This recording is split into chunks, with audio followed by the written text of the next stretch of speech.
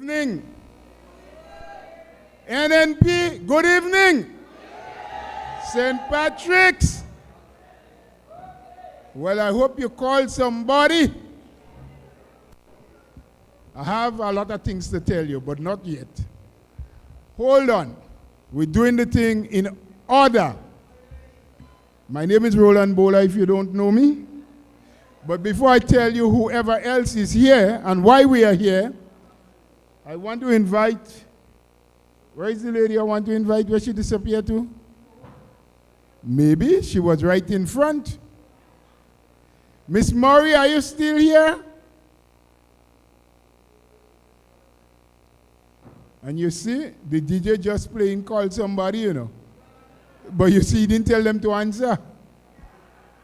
As he played that, he had to say, when I call, you must answer. In the meantime, let me just introduce the members on the platform, because I'm waiting on Miss Murray to start us off with a word of prayer. That's the name that was given to me. But no, maybe she gone back for it. She wrote it down. Yes, no problem. She'll be here shortly. So in the meantime, to my immediate left, and I hope I know the difference between left and right, because one time I see them marching. Every time they say left, them children raising their right foot. I don't know why.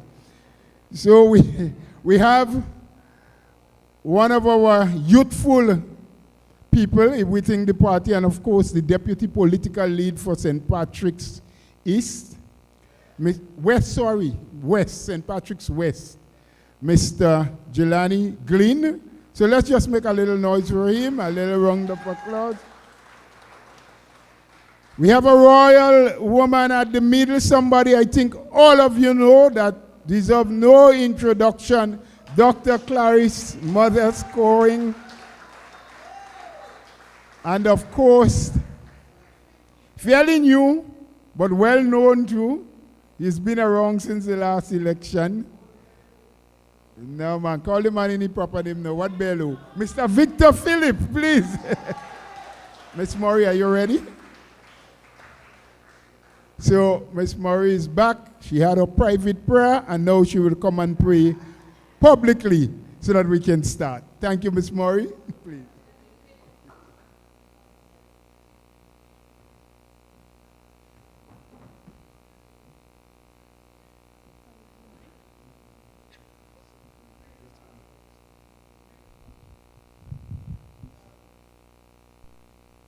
Afternoon, everyone.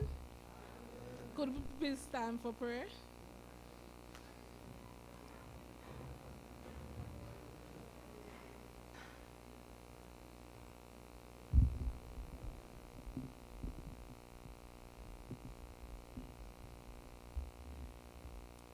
Shall we bow our head? Our kind and dear and loving Father in heaven, Lord, this evening we gather in your name, Lord. Lord, as we go to conduct our meeting, Lord, may we be successful, Lord. May everything that we discuss will be a means to every one of us, Lord. Guide us, protect us, Lord. Lord, bless who is on the way, hasten their footsteps, Lord. This is my humble prayer. In Jesus' name I pray. Amen. Amen, and thank you very much, Miss Murray, for your prayer. Well, as per usual in our party, we always say God first. And what comes after? Country second, party third, and then we coming somewhere after that. So I'll invite another stalwart of ours to come and lead us. We should all stand and pray reverence as Sister Julie leads us with first of all the national anthem and then the party song.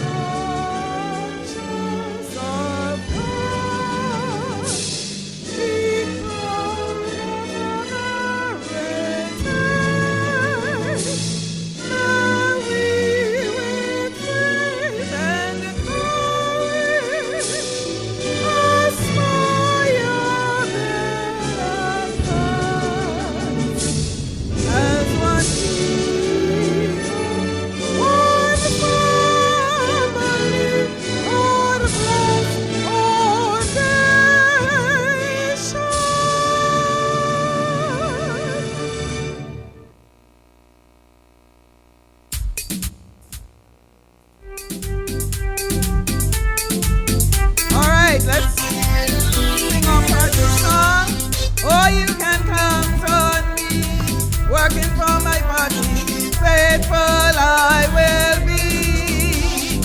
I will fight with all my might, working for the NNP. Oh, you can count on me, working for my party. Faithful I will be. I will fight with all my might, working for the NNP. I will fight. I will fight with all my might, working for the NNP. I will fight, working for the NNP.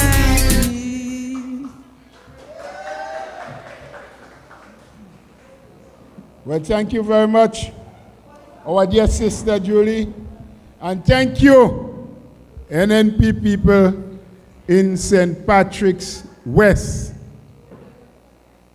As you know, the parties engage in a series of these constituency meetings, which will be held on Thursdays and Sunday evenings. Thursday and Sunday evenings. So next Thursday, we journey into St. David's, most likely St. David's Secondary School, to do another of these pocket meetings. And today being Sunday evening, we would like to move swiftly because we expect school to be happening tomorrow morning, God's will. But secondly, for those of us who are still fortunate to have some sort of employment, something that we can go to do, we want you to be on time. Because we know they shop these days, they say victimization, passing like knife in the abattoir. Yeah, left, right, they chip chopping. So you got to be careful. We don't want you to be late on account that you came to a meeting held by the NNP. So we're going to kick things off. And my first speaker who will come on platform this afternoon to speak to you, one, to welcome you, and secondly, to speak a bit about youth. Youth throughout the island, but youth in St. Patrick's West in particular. So let's put our hands together as we welcome Brother Gilani Gleen to speak to us for a few minutes.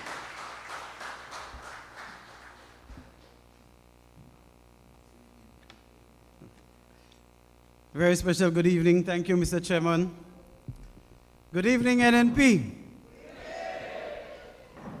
I would like to first and foremost acknowledge the head table. We have with us Parliamentary Representative for the Parish of St. Mark, Dr. Honorable Clarice Modeste. Our St. Patrick's West constituency lead, Mr. Phillip.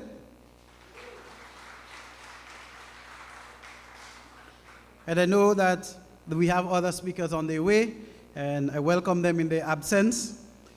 Ladies and gentlemen, present here this evening, and those joining us live across various social media platforms, good evening and welcome to the best constituency and parish in Grenada.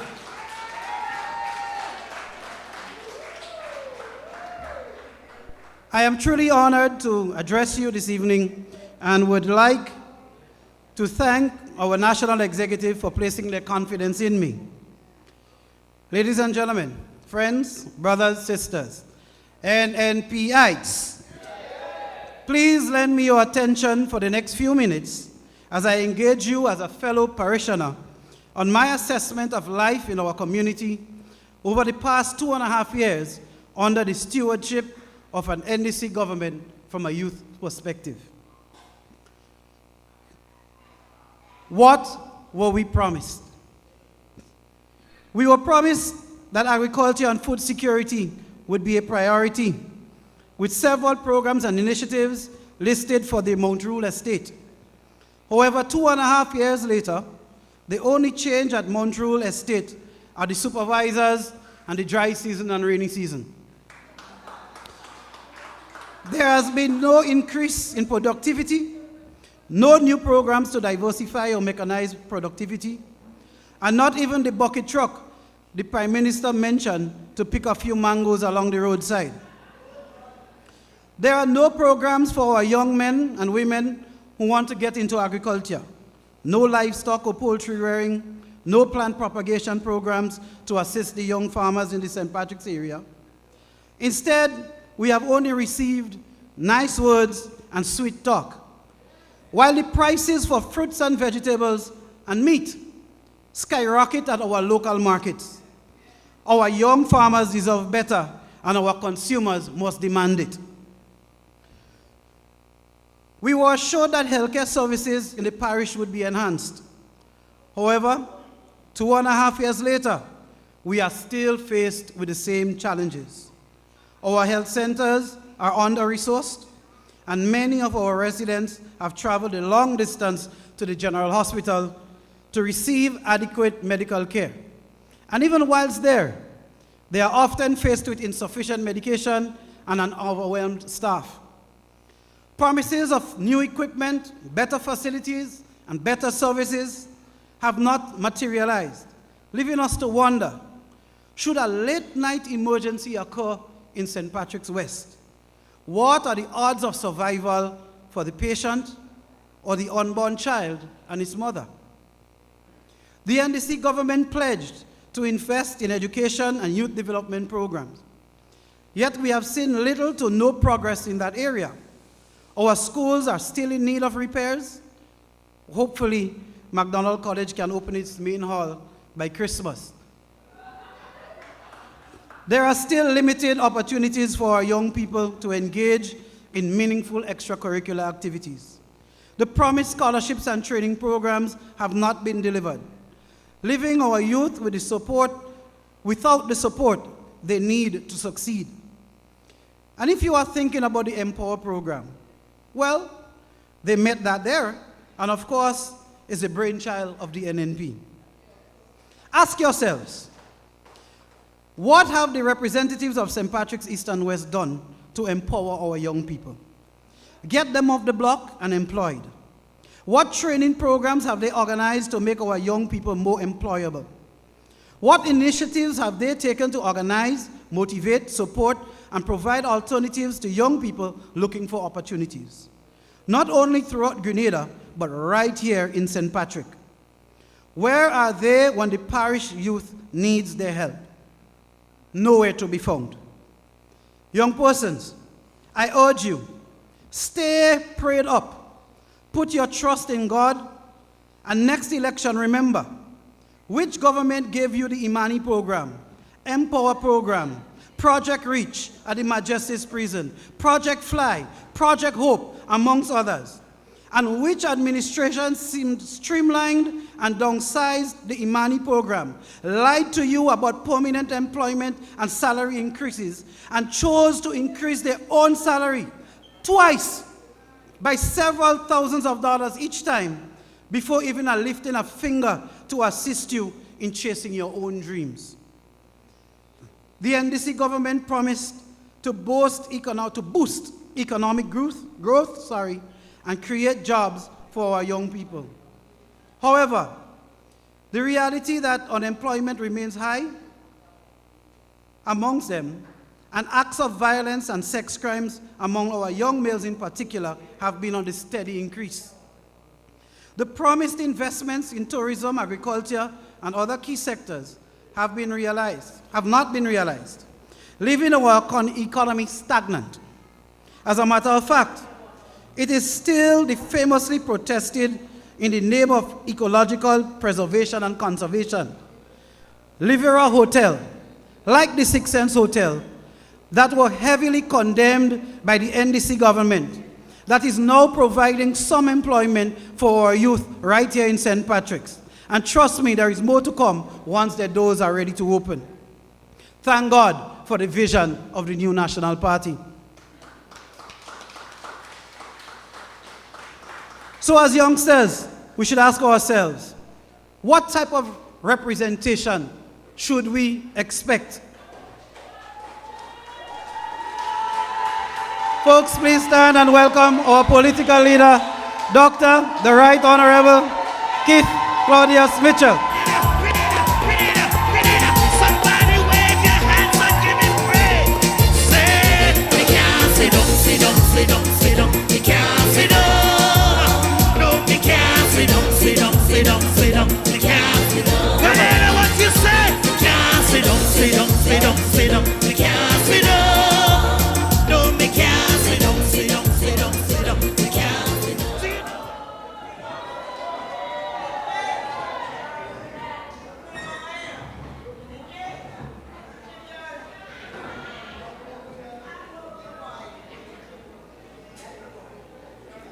To continue, as youngsters, what kind of representation should we expect? We should expect to see the Sotters and Montrich River Sally basketball and netball courts in the same condition, comparable to those refurbished by Minister Williams in the Limes, Granans, St. George Northeast, and St. David's areas. Are we not significant enough to have our own facilities upgraded for our young people in St. Patrick? National athletes in St. Patrick's West, like Letitia Keto, would surely disagree. Our representative simply does not care about these things. Clearly, penthouse in Dubai are preferred to basketball courts and grassroots development in St. Patrick's West. We should expect to see work at the 4 recreational grounds completed and returned to the community for the use by various clubs and schools in the area. The cost of using alternate venues in the parish is overbearing, costly, and highly inconvenient.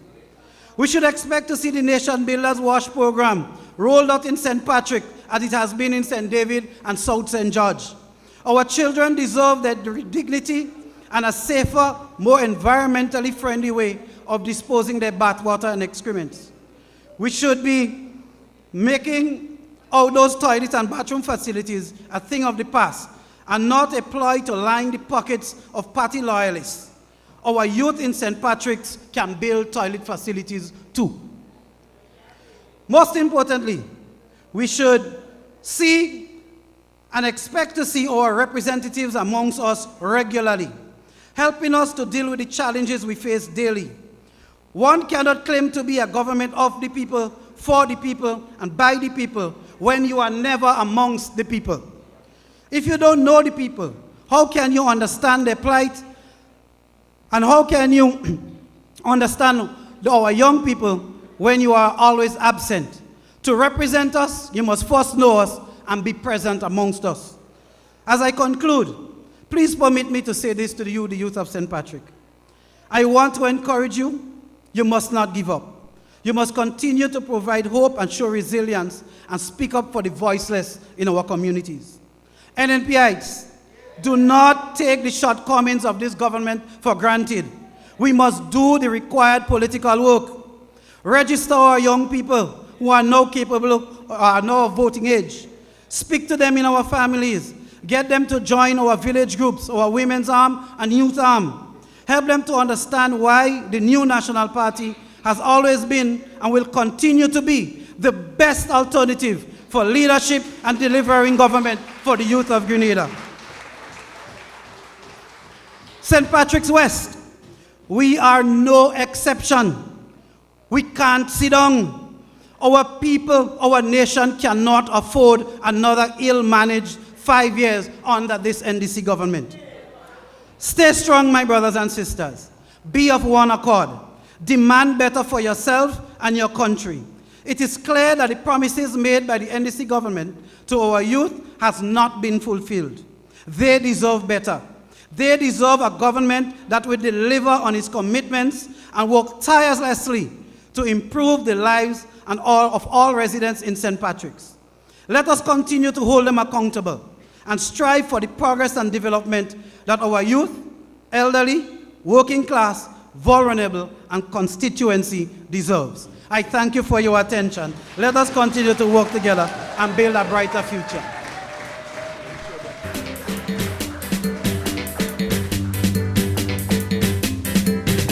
The whole solid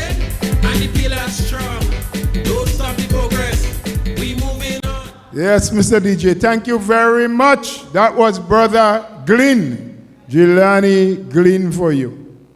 Now remember, among all the things he said, let us not take the faults and weaknesses of this administration and consider them to be the strength of the new National Party. We must continue to work tirelessly. We must continue to find our young people wherever they are, in whatever conditions they are in, and continue to give them hope. Register them and have them ready to vote. If we don't do it, the other side won't do it for us. They are handing us the ball, but we must take it and score the goals with it. Now, as we said, we ain't sticking because tomorrow is Monday morning. Not plenty of us that have to go to work, but the few, we want to make sure they reach on time. So there's a gentleman that has entered the platform. And I want to give him an opportunity to introduce himself to you. 2 minutes just to speak to you, to say probably who he is and why he loves the NNP so much. He's the political lead for St. Patrick's East. Just put your hands together and let's welcome Brother Butran John. Please come speak for 2 minutes to the people.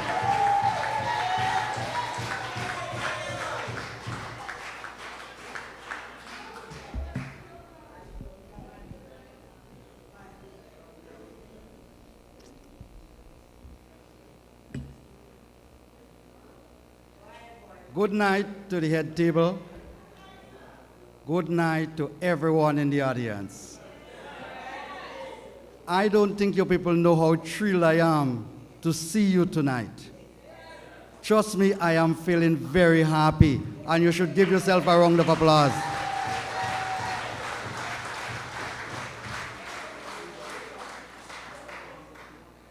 Ladies and gentlemen, I need no introduction. But my name is Butran John. Tell you what, everybody calls me BJ, and I'm sure everybody inside here knows me. Because tell you what, I am not leaving your people. Trust me, I am not leaving your people. I have seen enough, and I've lent them St. Patrick's East and St. Patrick's West, and we want it back. Have a good night. Take care.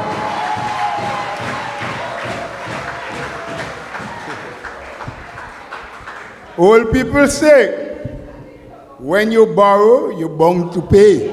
Yes? So, they borrow them just for a little while.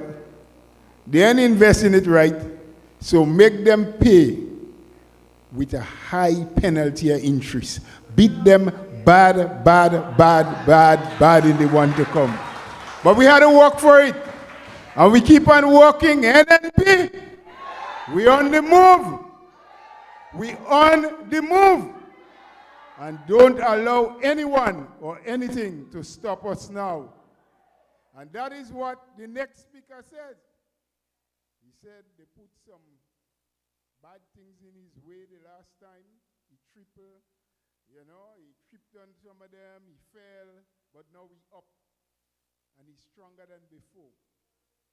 He's ready to fight like a lion. Yes? He's ready to lead his troops. And he's ready to take the fight to them. So I want you to join me, my friends. Put your hands together. Invite Brother Victor Phillip as he speaks to you this time.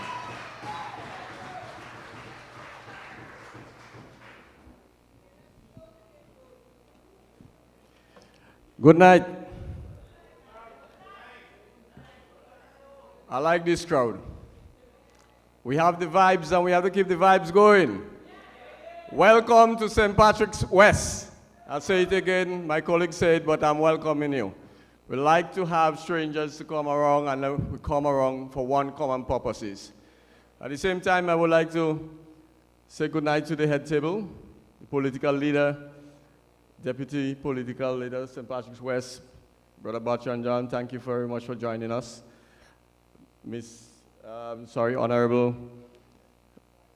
Honorable.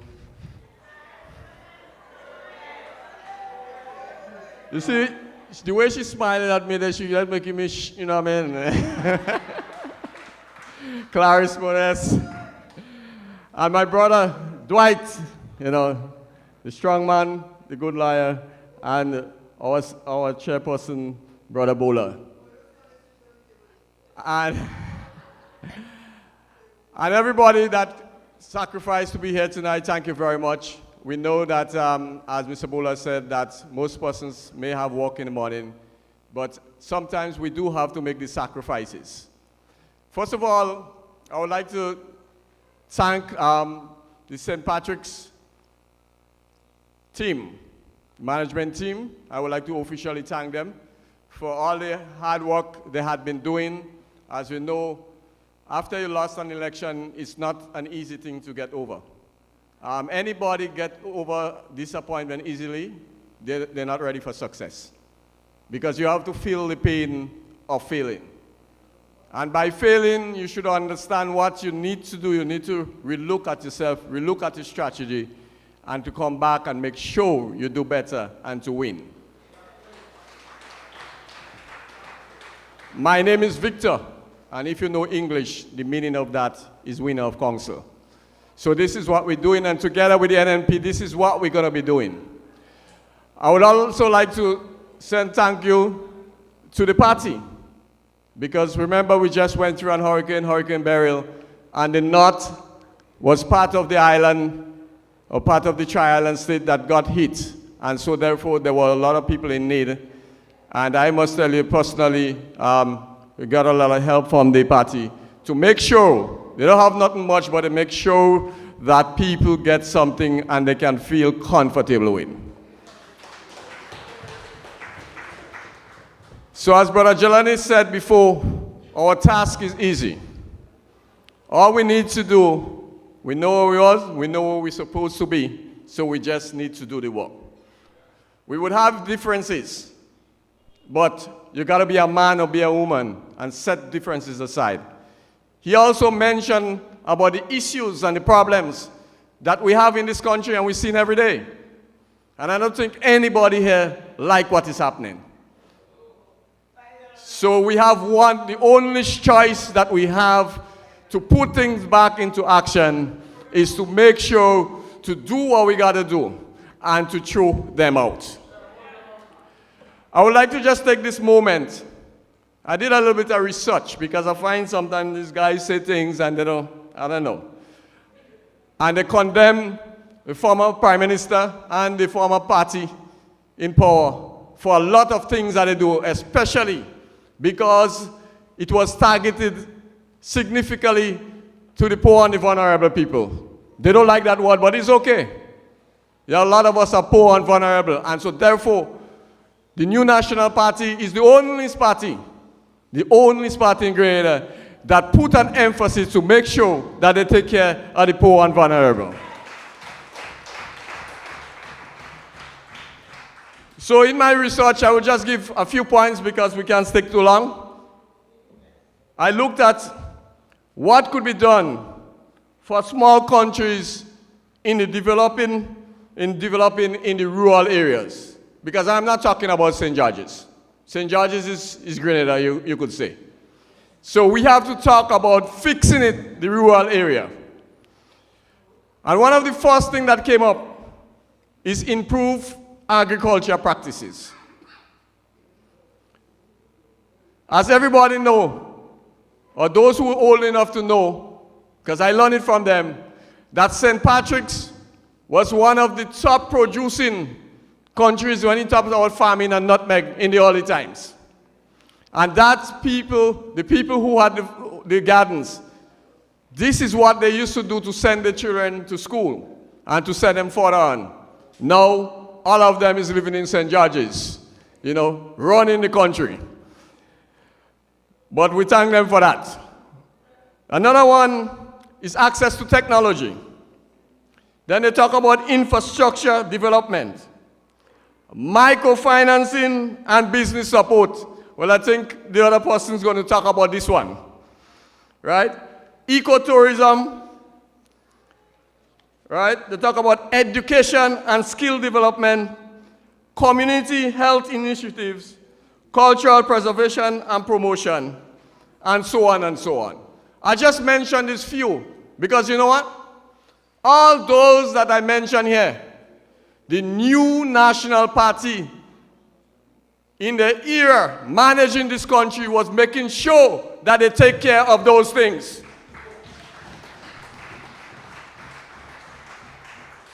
It's not as what is happening now. Yes, they talk about education. And what is about education? Give free tuition. But what sense does it make to giving free tuition and the person can't leave from St. Patrick's to go to St. George's to school?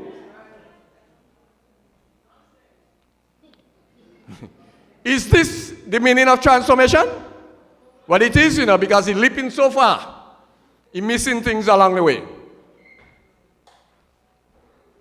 You talk about making sure, and Dr. Kidd always talk about that, the people who spend money is the poor and the vulnerable. Those of us who have money, we don't spend, we're looking to save it. And this is why, at the moment, the country is as it is. Because the people who would do the work and to get the money to spend in does not have no work, so they have no money. But ladies and gentlemen, I know my former colleagues will be touching a lot of those things, but I just want us to remember and to remind us. Once full, don't let it happen twice. We have work to do. Let us reach out. We within the constituency, we were doing ours, but we would like you all in the constituency to also to help us. So when we come around, tell us who turning 18. Let us know who is not well. Let us know who need help, and we'll do our best to make sure that happens, because this is what NMP stands for. So ladies and gentlemen, I thank you again for coming, and you will get the rest of food for thought as the other speakers come on. Thank you much for coming, and let us continue to strive for betterment in this country. Thank you very much. Thank you, Brother Victor Bello. That is how all you like to call him. Bello.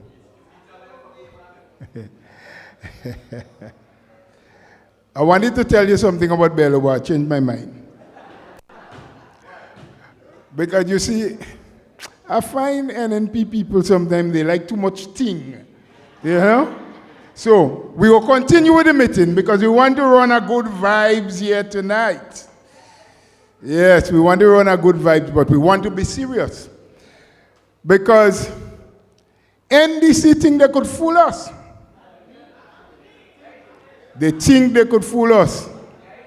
Riding plane like bus. They say somebody like to go to Dubai. Yes, because when he go in Dubai, what he does get and who he does meet, and me, Papa, I can't go in Koto, so I don't call his name. They forget about us. Don't talk about those in the countryside like St. Patrick's and St. Andrews and so. Burial pasture damage the place, money low they say, but every day they fly in helicopter. Woo, up they go. Woo, down they come, and they keep going on. So they decide, you know what? We want to drop our early election. We go give a little walk and we go tie them up again. But just in case some of them smart enough to realize what's happening,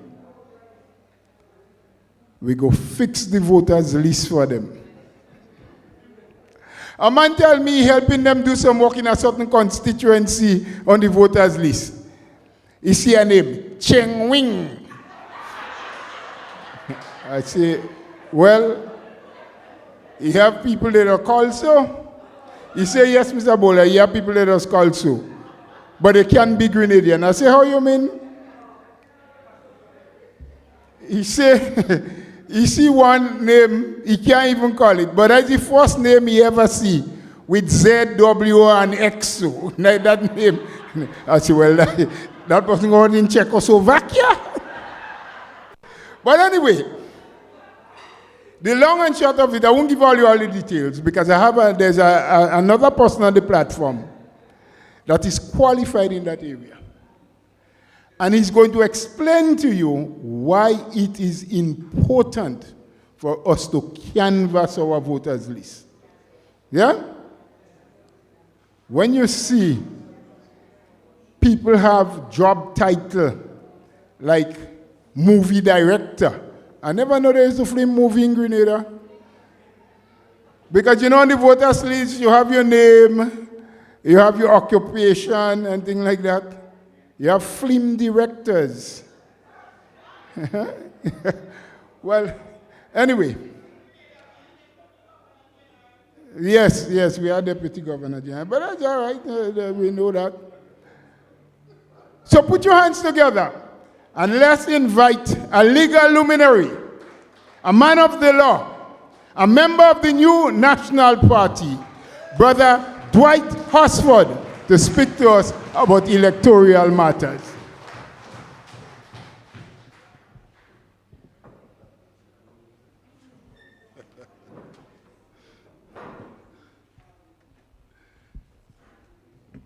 Thank you. All right. Well, thank you, Brother Chairman. And I wish to say a special good evening to you, sisters and brothers, sons and daughters of Grenada, and my NNP family.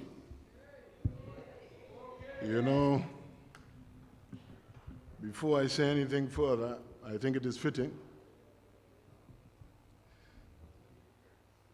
to recognize our distinguished head table, our political leader, Dr. Mitchell,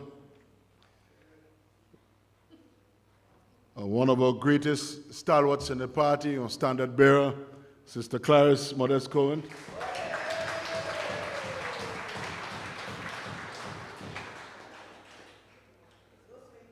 Brother Bello, and it's good to see my old school friend, Gilani Gleen here. Brother Butran John.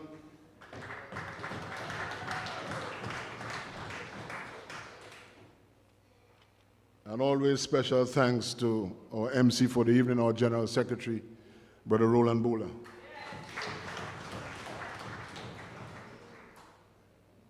Sisters and brothers, we are here this evening, as we have been, in these ZONAL meetings. And the new National Party has decided to hold these meetings. 2 liquor meetings that we hold, then people start to get frightened and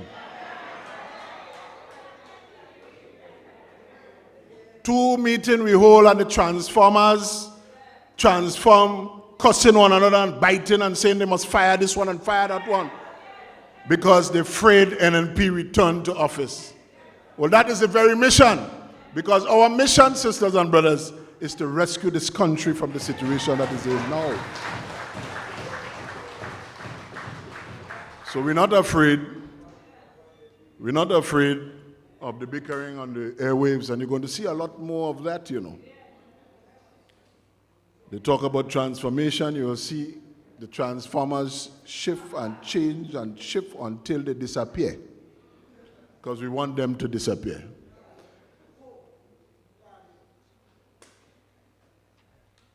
Friends, we are also here this evening to talk about serious and very important issues in the country. Now, before our arrival, I'm sure you've heard a lot from our colleagues on the platform, various aspects of what is going on in the country, the pain and suffering of our people, our sisters and brothers. But in all of this, I want you never for a moment to forget our sisters and brothers in Carriacou and Petit Martin.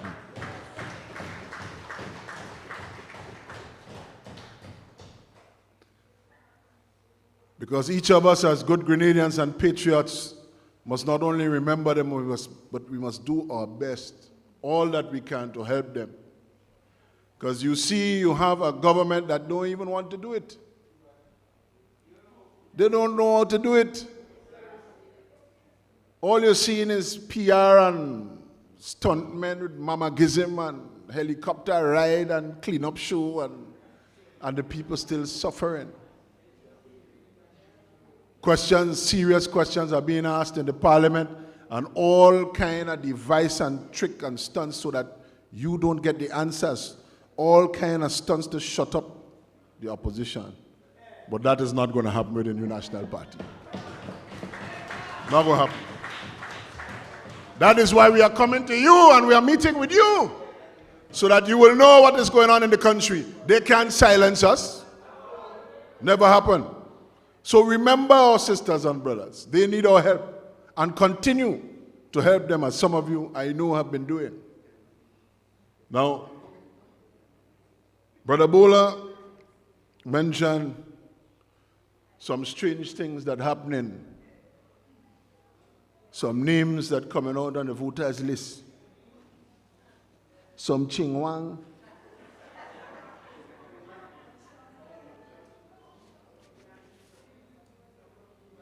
And all kind of strange spelling names.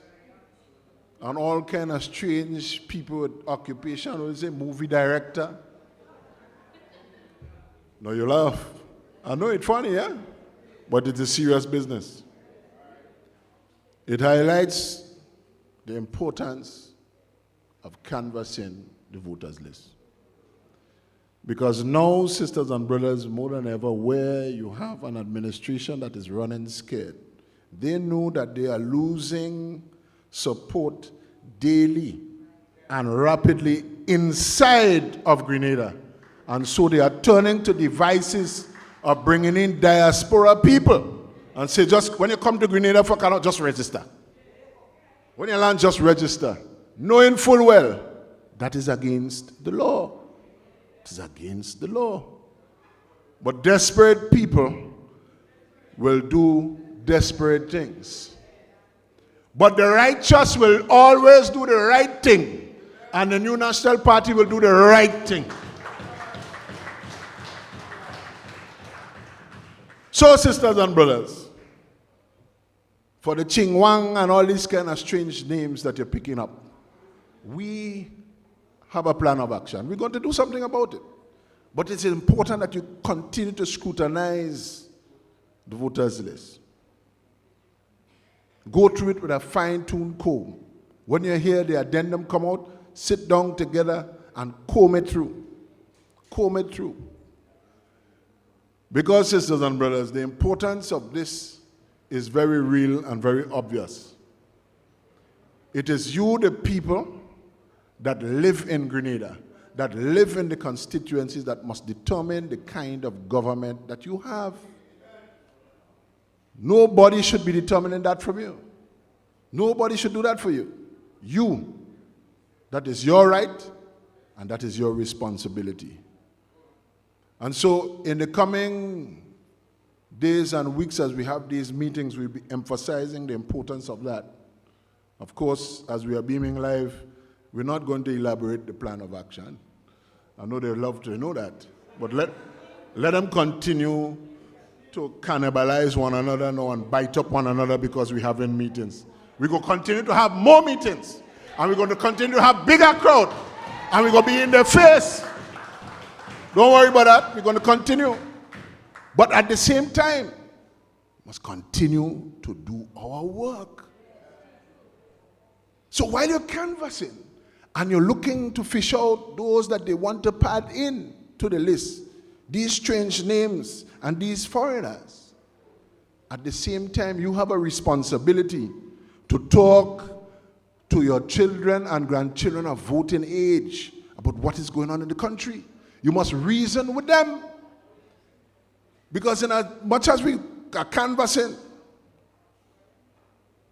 we must also do what? Be registering our people, sisters and brothers.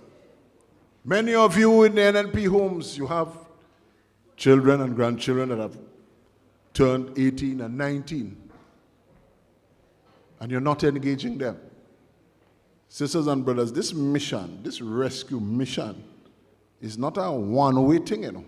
is all hands on deck, and we must talk to our children. We have to register people too. You have to register your children and grandchildren, register your friends, register your neighbors.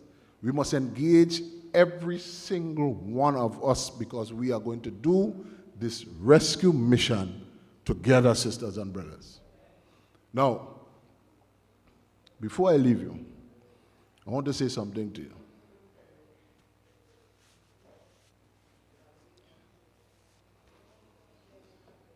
We are living in an era, a lot of social media. And almost everybody can access a social media platform by a telephone. And almost overnight, anybody could be a commentator. I want to ask you, sisters and brothers, to stay focused. Stay focused on the information that you are getting from us in these meetings. Stay focused on the information that you are getting from our programs and platforms. Because you know they're going to try jungle tactics and try to confuse you and confuse our message. But our message is clear, that there is only one political party that knows how to run this country and run it well, and that is the New National Party.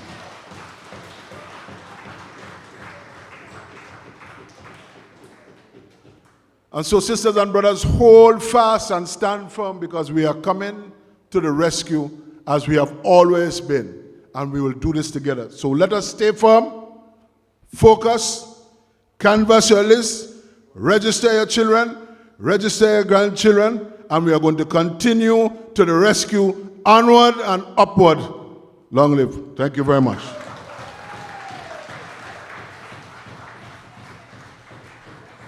That was Brother Dwight Hosford. Let's hear some more claps for him, man. The man big and strong. All you get the man two little thing. Say, be careful with what you hear and what information you get. Well, he didn't know. I was reading a passage of scripture when he goes saying this thing, yes? And boy, they say the master walks in ways, mysterious ways, that's what it says? But all you just listen. And it so happened that in Matthew chapter 7, verses 13 to 14, it says, each of us must decide for ourselves and be careful not to take wrong advice from the ungodly. That is what the Bible says, not me.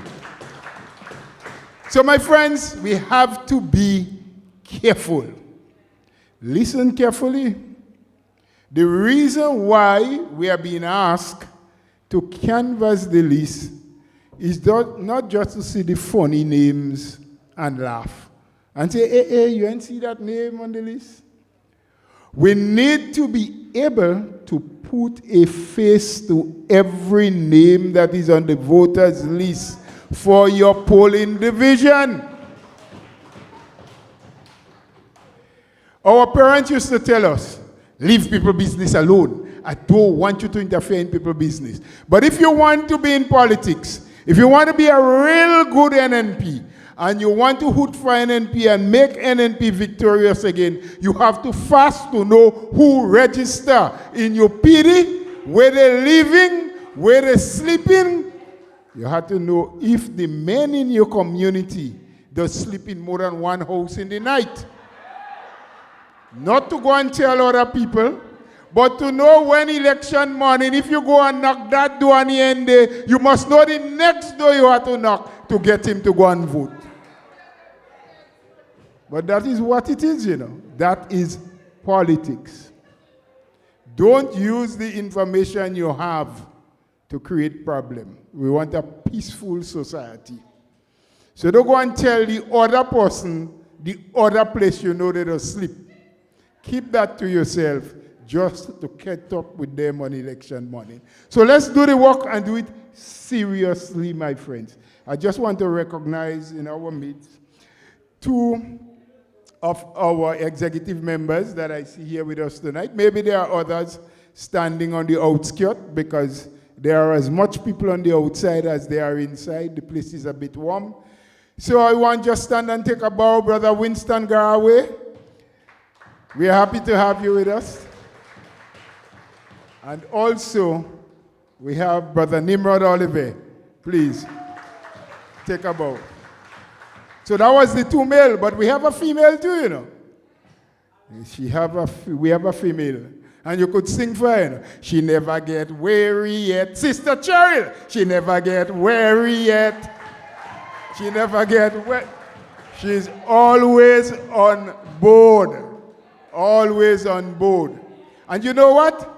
Even every constituency, we have 5 soldiers like Sister Cheryl who is ready to work, she answers the call even before you call her.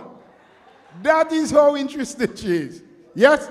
So sometimes we just say, oh, how she front is so, bear with her. She's a good NNP. Tonight, I'm not on the platform to talk, but to introduce. And we know the worries, you know. We know the problem. We know the social issues that confront us. Some of them are deep, and they hurt bad. The people who got damaged during the passage of burial, our farmers, they're still waiting assistance. We were promised a lot of things. You know, Brother Butran John is one of the top, farmer. He's an agriculturist. He produces food for the nation. I do a little bit too, but I'm not in a class. I'm in a low class compared to him. And there are so many others. St. Patrick's, St. Andrew's, the bread basket of Grenada. And the farmers are still waiting. The house owners are still waiting. But you know one that touches us and one that concerns us is that the government say they have a big passion for education. They want to do so much for education. So they're going to remove tuition fees for TAM, CC, and what have you. But they went further and they said, during the era of the NNP, we had asked the students of the primary schools to contribute $1 a day. $1 a day for the school feeding program. So that's $5 a week, and you get a meal every day. Plus, the government had it budget through the Ministry of Education. They said the NNP didn't care about people, they didn't love them. So we don't want your dollar, we go provide everything. From the time school opened this term, not a pound of flour, not even half-box chicken, no oil, no macaroni, nothing. Some of the poor teachers, who sometimes just misbehave a little bit, but their good-heartedness is what is keeping the school feeding program running. One of the cooks told me, for the term so far, only once they received, not even this term, this new term, since last term, a check. They went to the shop that normally provide them with the groceries. And by the time they give the man the check, he couldn't pay out the whole bill. But they take something, the bill went higher than it was before. Not a cent again. But anyway, it's not my duty to talk these things. Put your hand together and let's recognize the royal lady among us, a fighter, a champion, to speak to you about social issues. Dr. Clarice Modeste Cowie.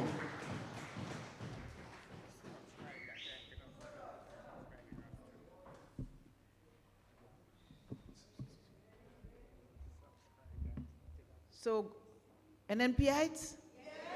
What? Are you listening? way. You could hear a pin drop. You're all here for business. And good night, my sisters and my brothers. Allow me to greet the head table, our political leader, and Prime Minister for many, many years, Dr. the Right Honorable Kate Mitchell.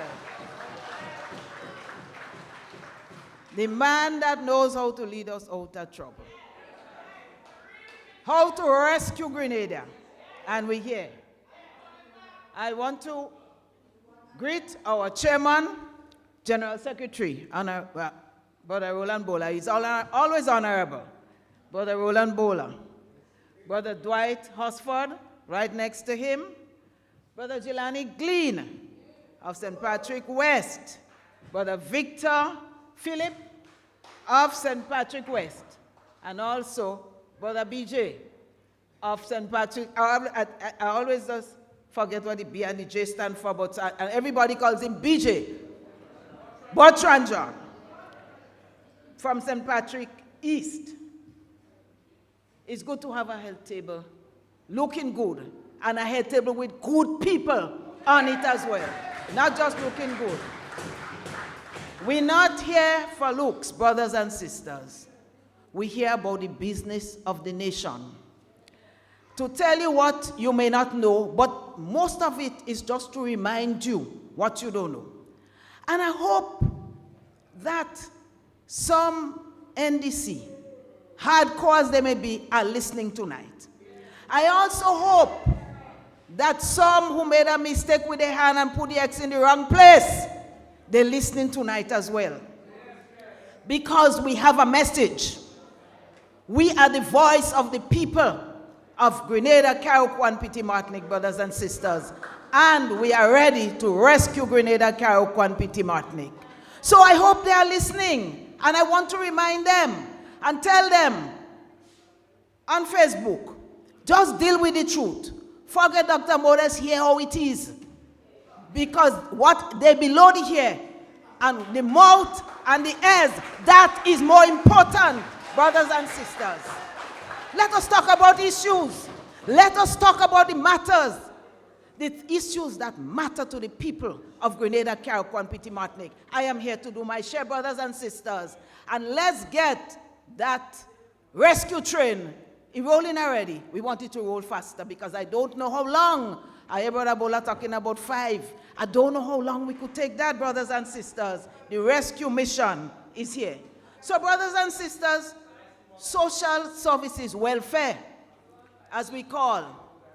And I saw Brother Bola scrolling the Bible, but it's going to take me a little while. But the Bible says that the poor will always be with you. So when we talk about the poor, they vex. But the good thing about NNP is, although we defend the poor, NNP has allowed the rich and the people who have wealth in Grenada to flourish as well. We do not only talk about the poor, we talk about the rich as well. Because even them, they're balling nowhere, and they're looking for rescue, brothers and sisters.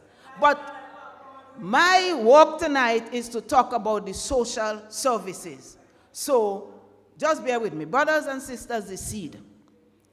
Since these people came in, they scratch out some people's name from the seed, they stopped giving us without notice. People who are depending on that to pay their little light bill, to send their grandchildren to school, to send their children to school, brothers and sisters, they viciously and unconscionably took away that facility that we put in place for the people of Grenada, Carriacou, and Petit Martinique so that they could survive. Brothers and sisters, so don't let them tell you things expensive everywhere and things hard. It's more expensive when they take your job from you today for tomorrow to tell you don't come back. Because people could make do, brothers and sisters. When you take away some of the money, you stop the program that used to help. When you take away the Empower and all of the other programs that were there for young people, and they wonder, and they're talking about gun amnesty, how many guns they get? How many guns? The important thing, I'm not saying that we don't have to deal with the guns, but we have to preempt. We have to be forward thinking, and we have to get the youths engaged and not take away these programs from them, because when they were in the programs, they had something to do.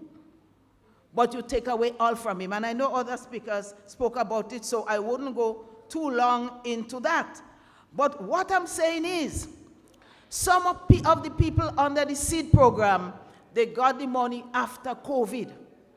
After a disaster, they got the monies after COVID to help them out. They take it out. All I'm saying to NDC now, the money all you took out, now all you get $118 million. Use it to give back some of that money to the people so that they can live, brothers and sisters, and they would not be begging bread. Bring relief to people. Brothers and sisters, the other day a little money passed, Wednesday, Thursday, Friday, in St. Mark and St. John. People got a little money, and people start to say, the government put something on the money. Brothers and sisters, that is UNICEF money. And if UNICEF people could stay from where they is and see we see in trouble and bring our money here, how come you have $118 million and you can't put our money in the hands of poor people right there that you're seeing? Learn a lesson, NDC. Learn a lesson from UNICEF. And I heard that they brought some relief to St. Patrick. I don't know the exact extent, but I understand St. Patrick people got some monies as well. I do not know if they've given an extra in Karakou. I'm still listening to hear, brothers and sisters. But we have many people in Karakou, most of Karakou and Petit Martinique, who could do with a little bit of that UNICEF money. But also, brothers and sisters, it's time for the country to start recovering. And Brother Garway will tell you that. Anytime after a disaster, you get relief. People feel sorry for you. But after a time, they have to take care of their own business too. And therefore, you have to move speedily from relief to recovery. For 3 months, we're there in relief, and not everybody are getting the relief, you know, because they're telling them frankly, especially in Karakou and Petit Martinique. Well, Petit Martinique was better. But in Karakou, you is NNP, nothing for you, brothers and sisters.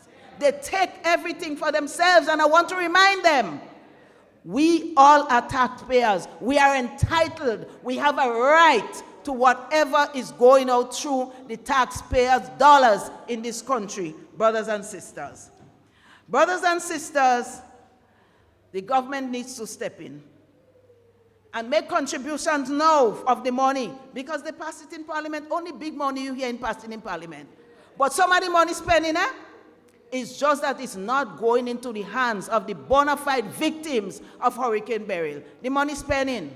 Find out where your Prime Minister is at this time. I don't know if he come back already, but he was out again, the traveling Prime Minister. And he bringing nothing for us. I don't know if he back. Brothers and sisters, the government have some entities to take example from. Sisters, UNICEF gave what they could give. The Samaritan Purse did what they could do in Karakou. They bring a nice little blue kind of material to put on a roof. And NDC like it so much, they say, leave it there without fixing no house. Because it had to be that. It's time for us to get out of some of that people under this blue roof and start fixing houses. And the point is, they're taking people from mainland and bring them up to gather galvanized. But I want to say to them, you could gather galvanized and still fix roof. One doesn't depend on the other. And I also want to say to them, we have weathered Hurricane Ivan. We have weathered Hurricane Emily. Success I'm talking about, eh? Not we just weathered it successfully. We have beaten back COVID in this small island state to where we were recognized worldwide.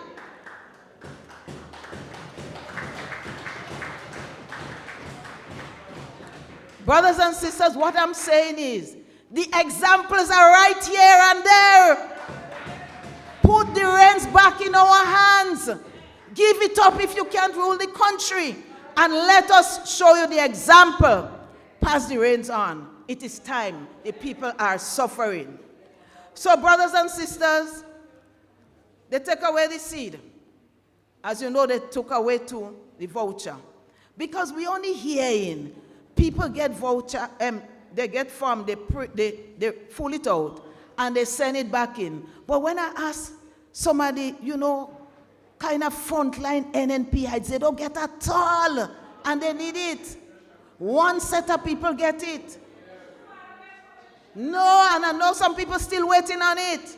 But our women, our families, we are resilient. And I'm sure every one of your children are back to school, brothers and sisters. You pull yourself up by your shoelaces. You pull yourself up by the boots. They want to keep us down.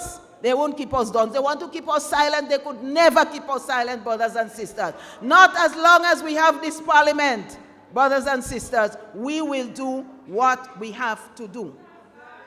So, brothers and sisters, a lot of money passed for those from St. Patrick.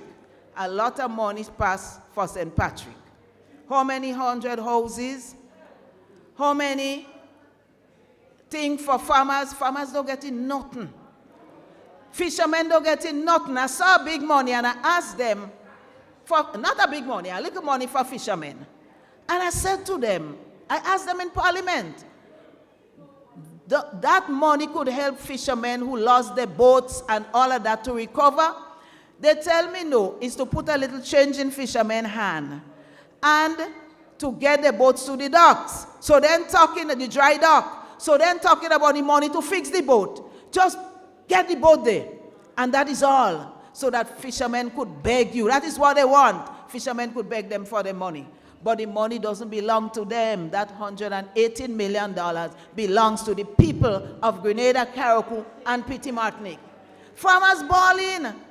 While vine growing all over, they still cannot get chainsaws, brothers and sisters. They still cannot get the little pitons that were promised them so they could start their work.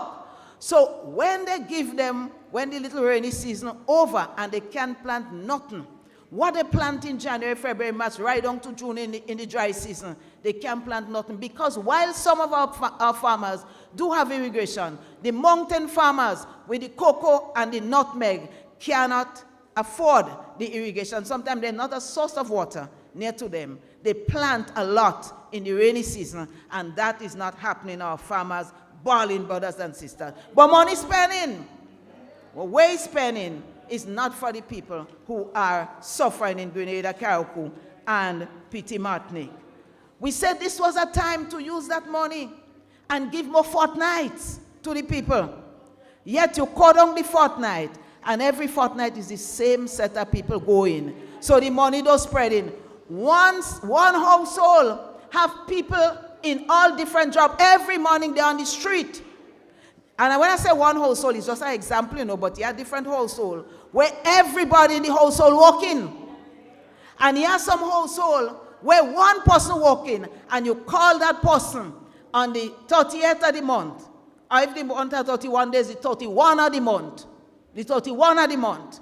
And you tell them, don't come back the next day, the 1st of the next month. And some little people, you know, not anybody that should have authority, but now you have some people, them is the authority, and they're telling people when they could walk and when they cannot walk. We're still looking for the assistance with the vouchers. I never realized how expensive a school pants is. $120. Them little children, little so, the pants is $120. How people living, I don't know. And they have the money, brothers and sisters. This is what is hurting. You have the money to share, and you spending it, because we're going to hear when budget come how much was spent. But as show St. Patrick's people don't start to see nothing yet. And what they promised St. Mark people ain't see nothing yet. The people tell me some material coming from the house repair program that was inside already, and the material is going to very carefully chosen people by the other side. And the rest of people still waiting inside the house, brothers and sisters. Whether in St. Mark, whether in St. Patrick, whether it's in Carriacou and Petit Martinique, something has to be done, brothers and sisters. The examples are there Outsiders have set examples. Right here in Grenada, we have set examples. Get the experts and do something. They paralyzed. They paralyzed. And that is why you always have to have a mix, brothers and sisters. You cannot just take new people. You never know about them. They never succeed in anything except maybe the profession, which is not politics, you know. Some professions could enhance politics, but it's not politics. And some people never work in their life. So now they get a job as a minister.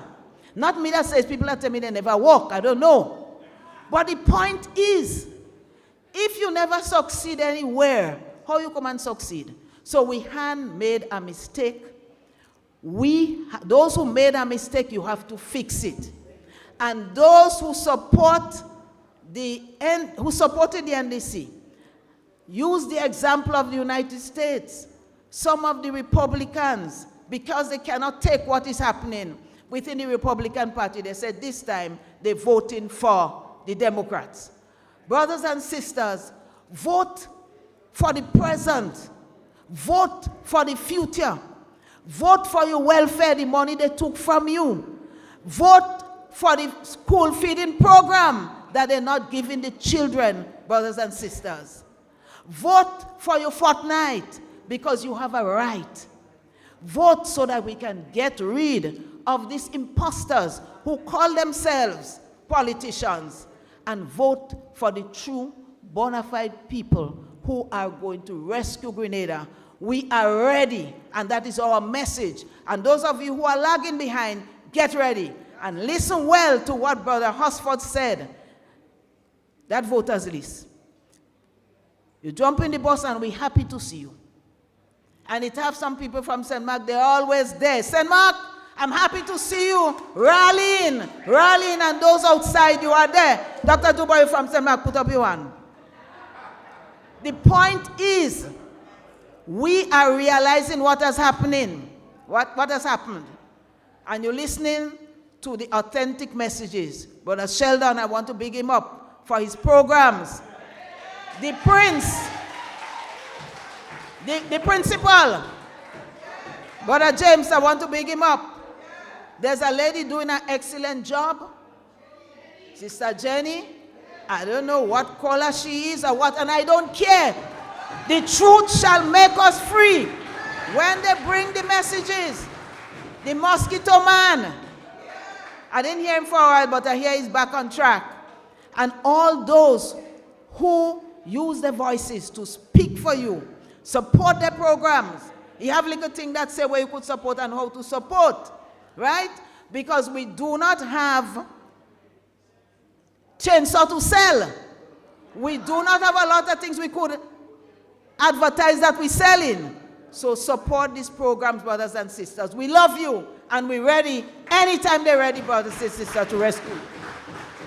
Cry, no.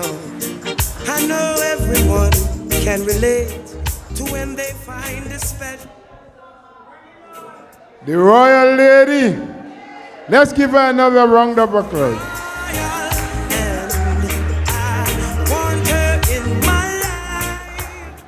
So much social ills that you have to talk about. I mean, she could have taken the rest of the night, you know. Imagine she hadn't even touched health yet. Health coming Thursday night because we're going to St. David's. The rate at which babies are dying in the hospital. A friend of mine tell me, he said, boy, you think them people don't have a special contract with LACWA? I said, well, I wouldn't know. I don't work in the hospital. See the rate they are dying. But, serious, who are pen and who are paper? Only you? Well, only you that come in meeting to write. How are we remembering what was said here? You stick in your head? Oh, God. I hope you don't hear like a video or see on television. A fella cleaning the street and he blowing the leaves, and when them people passing, he just lifting the blower. And hair flying all over the place, you know. I hope he's not a guy. Anyway, if you want to know what's happening, if you want authentic news, if you want to be in tune with what's happening on a daily basis, as Brother Dwight said earlier on, all of you have fancy cell phones. Some are 2 cheap, some are 3, I don't know. Some are 5 camera. So you don't need pen and you don't need paper. Just take this down. www. Get out your phones. Get out your phones. Get out your phones. Yes. www. No, not 100 at all. Subscribe to NNP. SUBSCRIBETONNP.org. Just subscribe, you're getting all the news, the latest, the best, the freshest of the press. Let me call it again if you didn't get it clear. www.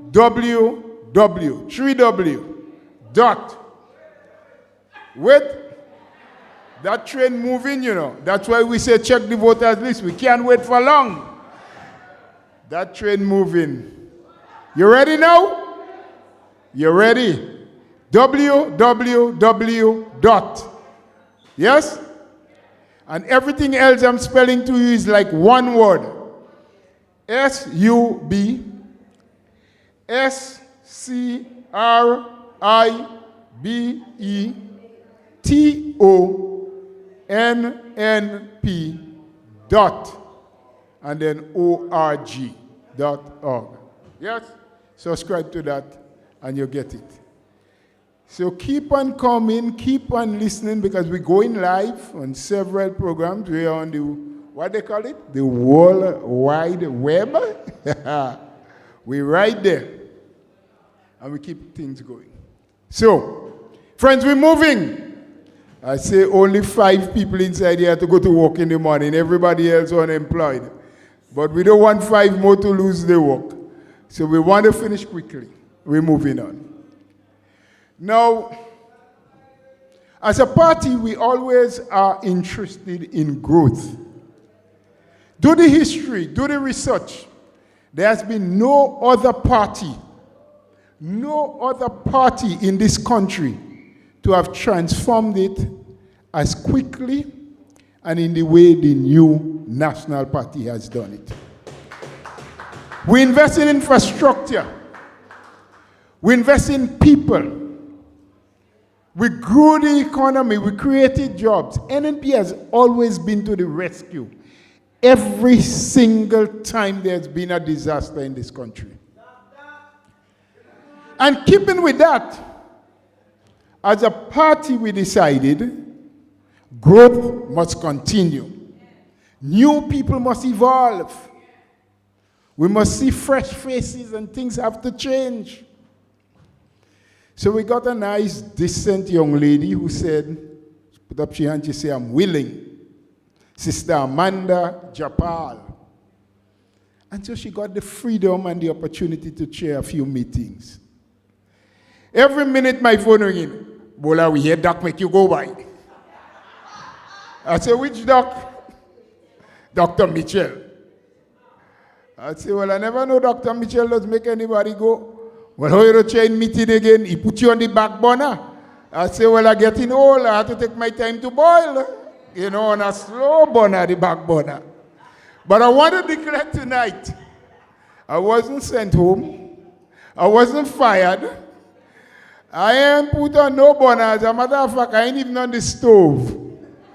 So you go still see newer people coming forward. But the old veteran is there.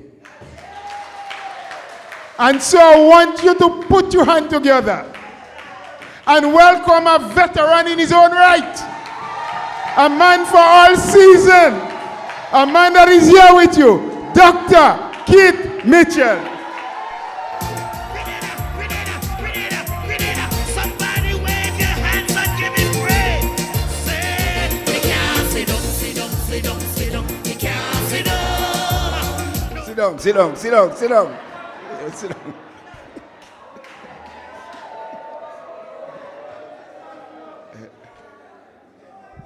Well, yes. Chairman, thank you for your introduction, of course. And let me recognize my colleagues, Brother Dwight, Sister Clarice, Brother Gilani, and of course Bello and Brother BJ.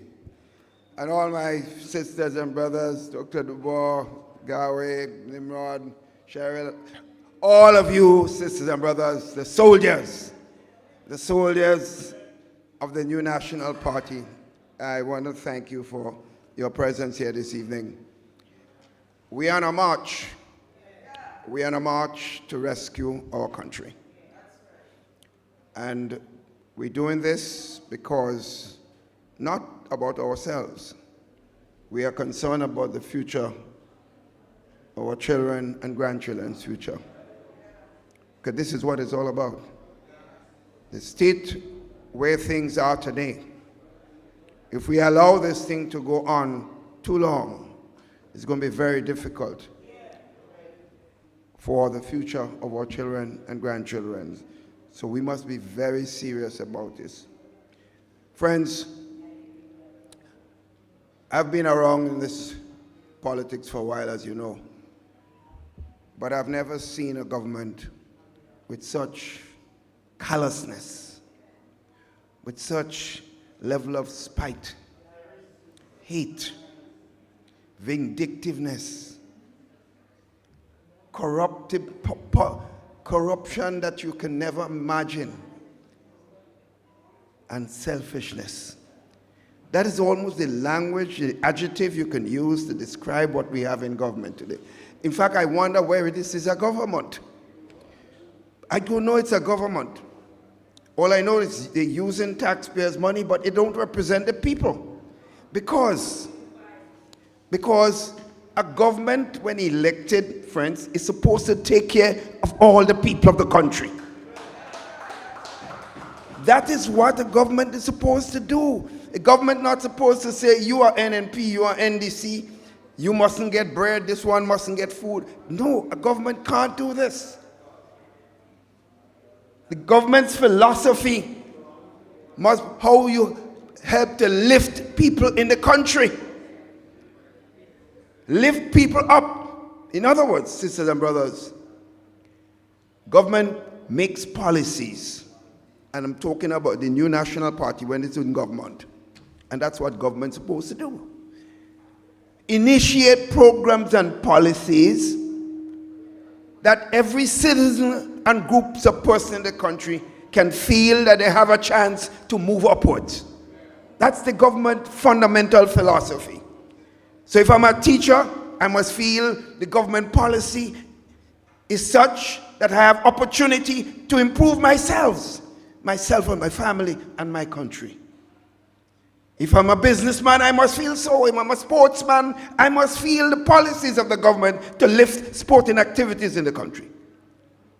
And I'm looking at all levels. But with all that I'm saying, every government, no matter what country you go to, have number one priority. They must put policies and programs in place to take care of the vulnerable and the poor in the society for which you live. In other words, everybody must feel they have a chance to move forward. But government must have one little focus. You see, the poor man and the poor lady that don't help themselves, government must put systems in place to help those people. In fact, if we call ourselves a Christian society, that is fundamental. As Christians, we are told by our Savior to help our brothers and sisters. And the more they need is the more we have to pay attention to them. But I don't know what we have in government today. And that's the point I am making, sisters and brothers. Because I have heard people speaking on behalf of the government and tell them, don't give this one work, don't give this one food, don't give this. Statements made by people who are close to high officials of this government. And nobody's coming out and condemning it and say, you can't say this. If anyone in a government run by the New National Party had done that before, they would be called in and spoken to stop calling the name of the NNP in your nonsense. Because it is fundamentally not right, morally bankrupt, to victimize people because you perceive them not to be a supporter. People have a right to support the party of their choice at election time. That is a fundamental right. In fact, it is stupid politics to victimize a man who did not vote for you before. Because if you want him to change, you have to give him a chance. And you have to show him that despite the fact that he didn't vote for you, he still have a chance to improve himself under the government that you lead. That's supposed to be the fundamental philosophy of any government. But you see the complete opposite of what is taking place. The level of hurt and pain. People are being fired from their jobs. If a businessman is doing something with government because he's perceived not to be supporting them, they tell him not to go there and buy anything. That's what's happening. No matter what business you are involved in, you are being instructed not to go there. Remove the services that you're buying from that organization. And that is coming from people who is using the taxpayers' money, your money, you know. And they behave as if it is NDC money. When we were in government, I always said to our friends and supporters, the money treasury is not NNP money. It is all away money. And therefore, we have to use it in a way that everyone feels they have a role to play. And they have an opportunity in the society that we live in to help themselves, their family, and by implication, the country as a whole. So making the point, sisters and brothers, the fundamental philosophy of the NNP is quite opposite to what we're seeing in government today. And I know some people certainly wondering, what the hell did they change the NNP to? Some people are shocked that what they see in government is definitely what they want, what they felt they voted for. Some people wanted change. And why not? If you want change, and you have a right to want change. That's your right. But I'm sure that is not the change they wanted. Because these guys have deceived them. But we know, sisters and brothers, if we continue under this march, these meetings that we're holding, if we continue to do this, I am telling you, they are already quaking in their boots. And if we continue with this march forward, change will come to Grenada, Carriacou, and Petit Martinique.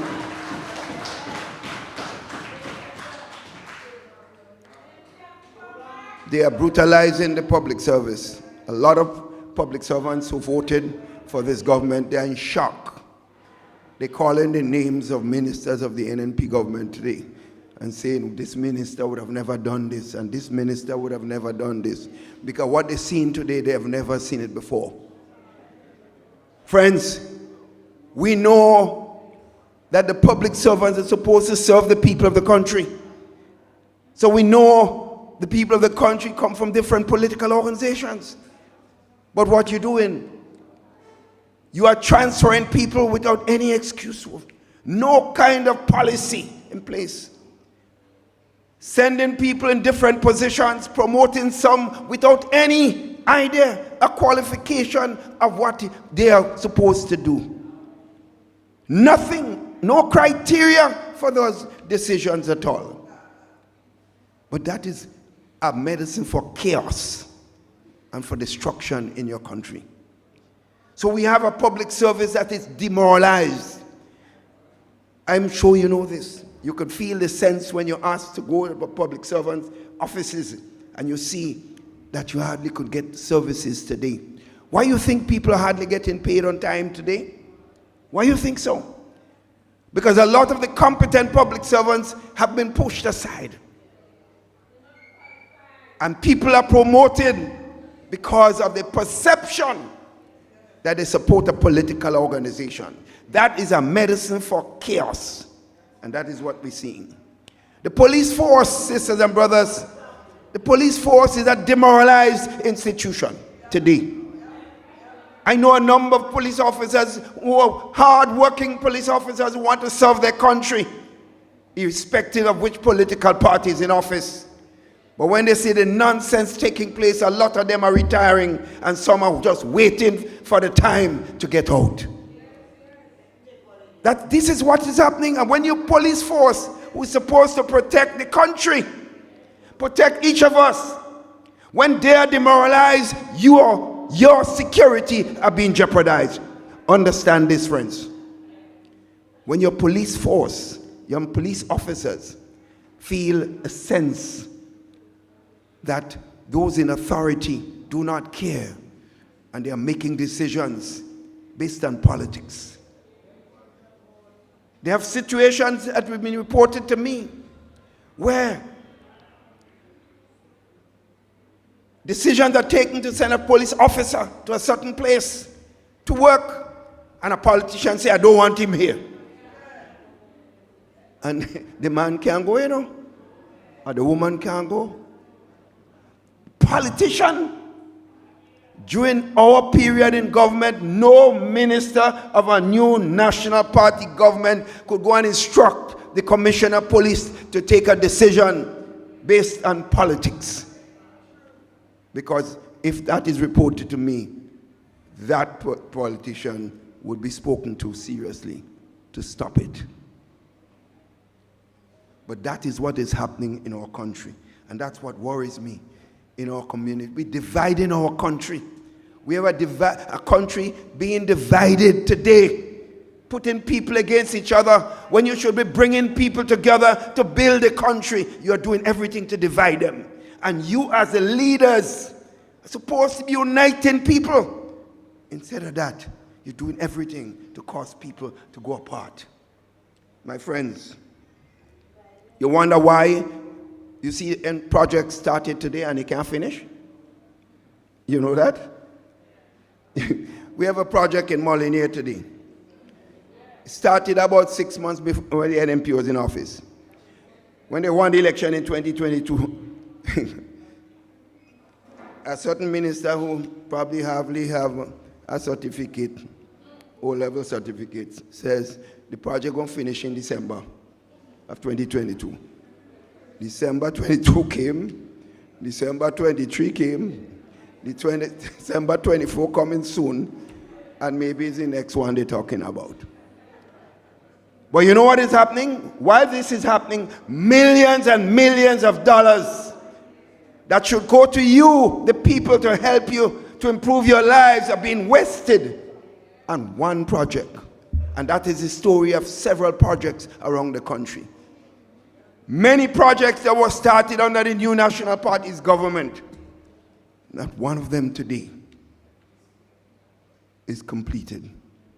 Every one is delayed over and over by years, costing you millions of dollars, my friends. Because the people that we have in government, a bunch of incompetent people. People that don't have a clue about running and managing anything. And all they know is to spew hate and spite. My friends, but that cannot continue for long. If we are united together and march together, change will come. Sisters and brothers, my friends, the state of our country. You remember when they came into government, they said they met over $500 million. And some people meet me, Doc, why you leave all that money for? I say, wait, no, you think I expected for you to vote me out? Why you leave all that money in the treasury for? So I said, no. We managed in the country. We are saved, and we had a lot of people working. You remember when we had road work, it was 6,000 people on the road for weeks and fortnights and fortnights. The poor people had money, so when you pass around all Sotes, Guave, Victoria, you see people buzzing in the shops throughout the length and breadth of the country because the poor people have money in their pockets. I always tell people, and somebody alluded to that tonight, these guys don't understand what basic economics is all about. And I'm not talking book economics, I'm talking about practical economics now. The people who spend money throughout the country at all levels is not people like me. The poor people, when they get $1, the shopkeeper get a piece, the bossman get a piece, the vendors in the market get a piece, right? The tailor get a piece, the hairdresser get a piece, everybody get a piece. They don't understand this. So when you walk around the country and you see the state of the country and you see the whole place look like, if it's every day look like a holiday with everything closed down. That is what is happening in our country. I used to think that Guave never sleeps, but NDT put Guave to sleep. They put the lands to sleep. That is what is happening. So they made $500 million. Just listen to this. And you have to ask some serious questions, and we are going to ask some in Parliament. They got $500 million. They said it, you know, that they got $500 million plus. And of course, they're continuing to get money from customs and other things in the country, which we use to run the country. They sold passports like hot bread and butter. The same passports that they were cursing and saying, are we giving away the birthright of the country? They made millions and millions of dollars out of that. So they had a few $100 million. They put out the data and said a few $100 million they made from that. So 500 plus that. And we went into CREEF program, which they clearly don't want to admit and foolishly want to say that it's not us. And within 14 days after burial, they got $118 million. So check the numbers, 500 plus hundreds of millions of dollars plus another 118, and regular millions and millions from customs and excise and inland revenue and all the things. All that money they get in, sisters and brothers, where are these monies going, my friends? Isn't that a question you must ask?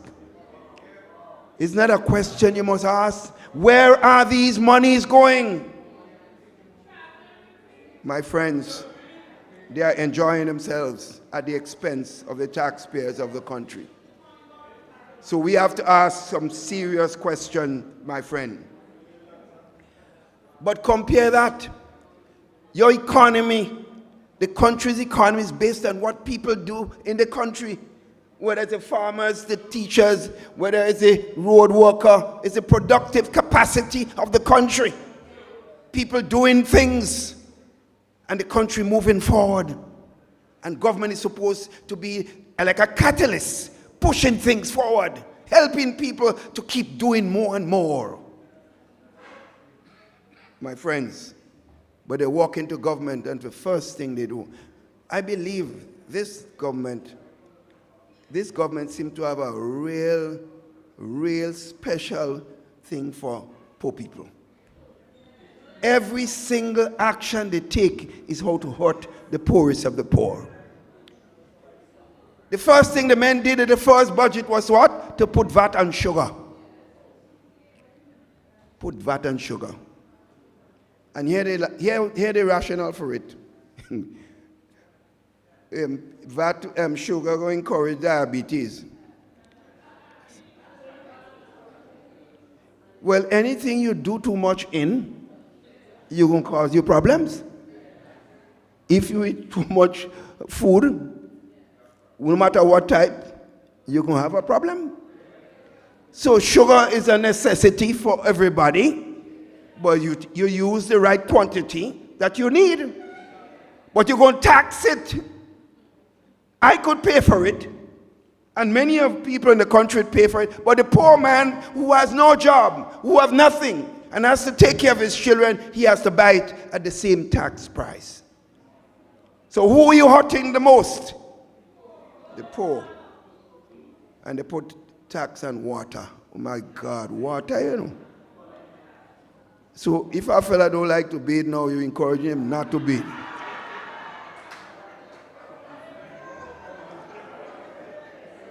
So I don't know what rationale they want to give for that one. Because water is like you must use water. So they didn't say why they put it on water, but I suppose, again, to victimize the poor people of the country because they're the ones going to suffer the most. There was a time like now where things were costly. About 3 years ago, after COVID, and the people was having difficulty paying their bills. You know what the government did? Our government did? We removed 25% on the non-fuel charge on your electricity bill. You remember that? Those of you who could read your electricity bill, you will see something called non-fuel charge.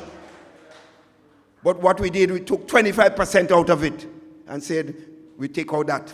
So to ease the pain of the poor people in the country. Because I could pay the 25% and many of us could pay it, but a lot of poor people can't. The first thing they did was to remove the 25% reduction as soon as they came in.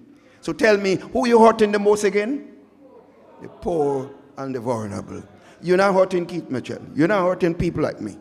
You're clearly hurting the man who can afford to pay for this. But they didn't stop there, sisters and brothers. And I cautioned them in the parliament. I said, listen, this is going to cause a lot of problems by doing this. Oh, no, all kinds of nonsense. We had removed the taxes, many of the taxes on electricity bills, the NNP removed. Besides the non-fuel charge, they bring all that back. Sisters and brothers, a lot of you, when people ball in and say, how my electricity bill so high? It's because the NNP had reduced the taxes on many of these bills besides the non-fuel charge, and the NDC brought back all of those taxes. So when I get my electricity bill, like many persons, I could pay it. But where did my poor man get in the money? Where the poor lady with 4 and 5 children, and many cases the men disappear and they have to fund this for themselves. Where are they going to get the money to take care, to keep the lights burning, that they needed that for all what is taking place in our world today in the electronic age? Electricity is a necessity. So again, the poor people are the ones going to be suffering the most. But we also look at something. Many of us at this level, we have our motor cars. So whatever the price of a gallon of gas, we're going to buy it. But the poor man, he has to pay the busman. He have the bus. So we put a cap on gasoline and said, no matter how far it goes or where it goes, $15 is the maximum. So if it goes up past $15, the government is the one that would lose money. You know what they did? They said, no man, we're removing the $15, you go get the gas, even go get less. Well, maybe some of them can't read. Less mean more. Today gasoline price is what? Right now is what? 16 something. So that extra $1 and something that people paying, the busmen have to pay. And you know what's going to happen? Because now the busmen will come and they want increased fares. So when they come with increased fares, who are paying the increased fares? Me? I don't drive no bus. I don't take no bus. The poor man, once again, are the ones that are going to suffer, friends. But let me tell you something else. I'm giving you this litany one by one so you understand what these guys are doing to your country. My friends, there's something called contracts. Over the years, we have rules. If you want to bid for a contract for a certain amount, you have certain conditions and things that you have to meet. You can't just go and give a man a contract just like that. There are rules because you want to protect the accountability of the government resources. So friends, we had what we said, the contracts that you don't have to bid used to be a very low number before. We raised it to about $15,000. So a poor man, you could give him a contract. The system must operate effectively. But he doesn't have to go through all the rules to do so. So that man can get a small contract to continue to do some, whether it's a road work, whether building a wall, whatever it is, different services of government. The guys came into office. You know what they did? They raised it to $100,000. So they could meet a man on the side of the road and give him $100,000 without no system, no idea of accountability, no process by which that person must go through certain steps. So you could give your friend, you could give your family, you could give anyone $100,000, friends. And I told the Prime Minister, you're preparing yourself for trouble. He told me, don't worry, that man, I'm going to handle that. I say, oh, you're going to handle it. You know what that means? While you're sitting here and you're busting your tail and you're having difficulty, these guys are riding on the taxpayers' resources. You and I would not know who getting the $100,000 contracts. You won't know. And that is why, sisters and brothers, we have to know the government that we elect in the country is something that we must take seriously. Because it is clear, this guy's whole intent is not about you. It's about themselves. But we are going to ask some serious questions because I want to know all the contracts they have given from the time this law came into being. Who has got those contracts? And what are the conditions of those contracts? Because you can give them without any bidding process. Just give the cabinet or a minister can give these contracts easily without any form of accountability or understanding. So friends, I want us to know this. We have started these public meetings. We think it's important, and we want all of us to understand. This is our country. Remember, sisters and brothers, because these people behave as if this country belongs to them. This country belongs to each and every one of you. And therefore, you have to be mindful of your responsibility to monitor and know what is taking place in this country in your name. And the NMP is saying we gave them 2 years of honeymoon. That honeymoon is over.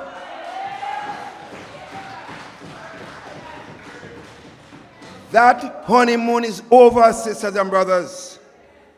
And that is why we have started this series of meetings. At the right time, if they don't get their act together, we will have a mass meeting to call on them to account to the people of this country. Prepare yourselves, sisters and brothers, to stand up for your children and your grandchildren and this beautiful country of ours. My friends, they know what is happening outside there. They're pretending they don't care. But as long as we are together, we will make them understand this country belongs to us, not them. So as Brother Dwight told you earlier on, they recognize that some of their strongest supporters are getting fed up of them. So what they're planning to do, and they realize they're going to be losing support in the country. They want to be able to bring in people. And they have all kind of names, Chong Wing and Wing Tong and all kind of things like that. They want to bring them to vote. But friends, you must know the law. Brother Dwight just come back as the former Attorney General of Anguilla for several years. So he knows the law. He knows the law. And what he told us tonight, and it's part of your constitution, sisters and brothers, part of the rules of the parliament for elections, that you must be here for a year to register to vote and to vote, sisters and brothers. You must be here in the country, living physically. So it means all of those who just come in, wherever they come from, Timbuktu, and register to vote, they ought not to be able to be allowed to vote. My friends, this is serious business, and we cannot take that lightly. I remember when I was Prime Minister and I was in opposition before, when I traveled abroad, friends of mine asked me, Doc, why can't you organize a polling station in New York or London so we could vote up there? And when I was Prime Minister, I'm making the point. I was asked the same question when I was Prime Minister or when I was in opposition. My answer was simply this.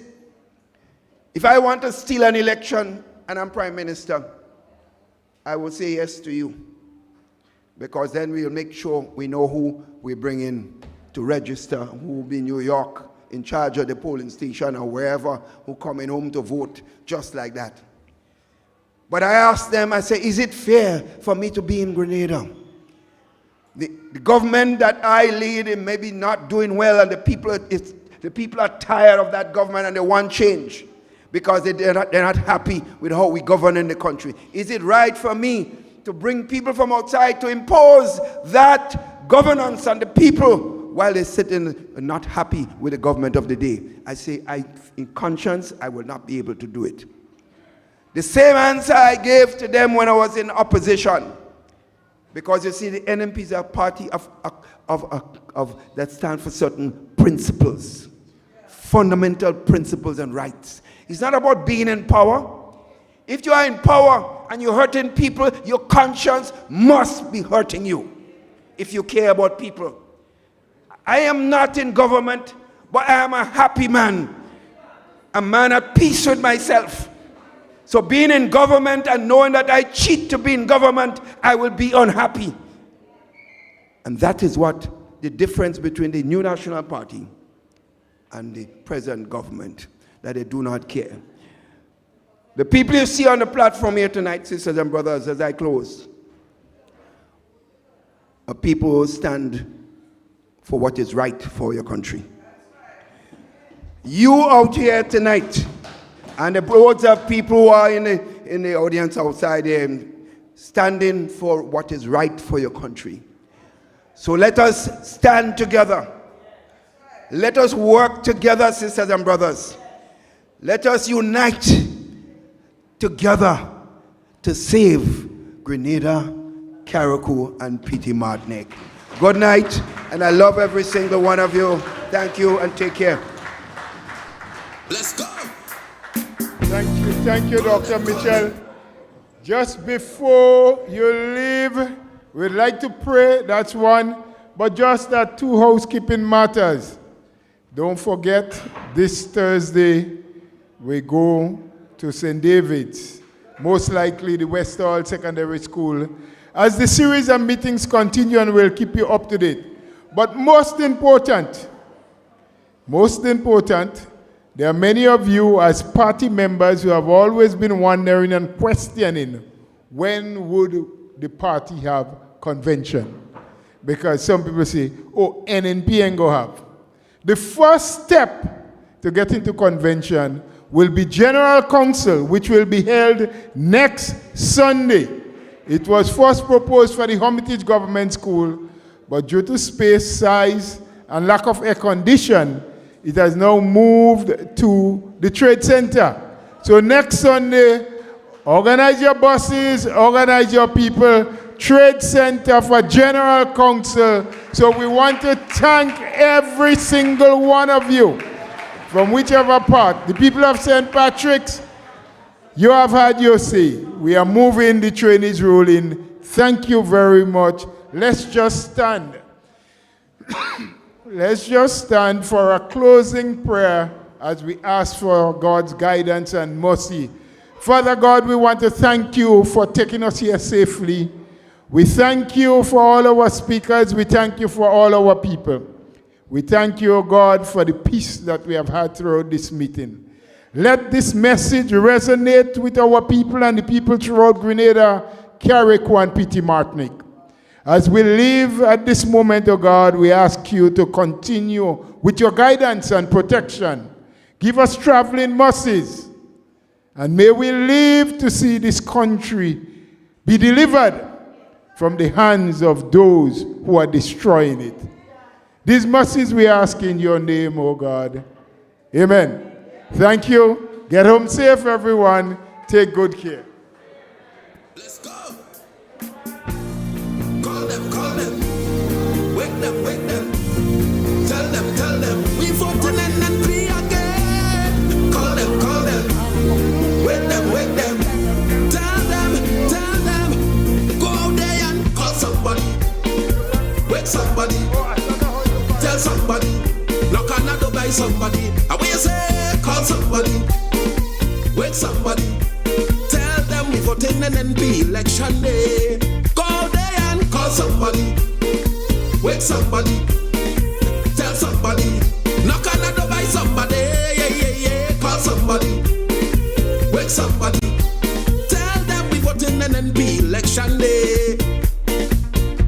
This country moving, and there's no turning back.